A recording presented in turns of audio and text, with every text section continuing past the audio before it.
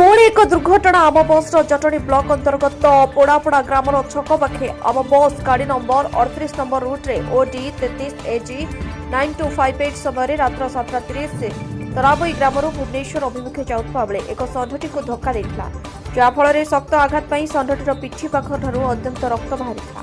यह देखि पाखरे थिबा ग्रामवासी षंढ को उद्धार करबा पाई जाइथिले किंतु आम बस कर्मचारी निजर भूल को स्वीकार करबा पाई मंजूर नथिले।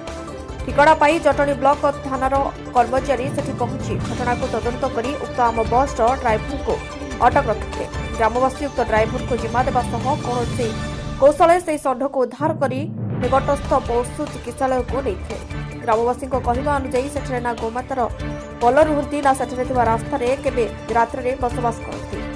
प्रश्न है जे रास्ता एत प्रसाद थाई केमिति ड्राइवर उक्त षंढटी को धक्का देले आउ सुधुरीबे एभली केबे आउ सुधुरीबे एभली आम बस कर्मचारी माने। एई छातेथरा दृश्य को जेते निंदा कले मध्ये एहाको परिप्रकाश करिहेबो ना। सरकार केबे एही सब को उचित ध्यान देबे एभली कर्मचारी को ऊपर आउ केते एमिति चलिबो।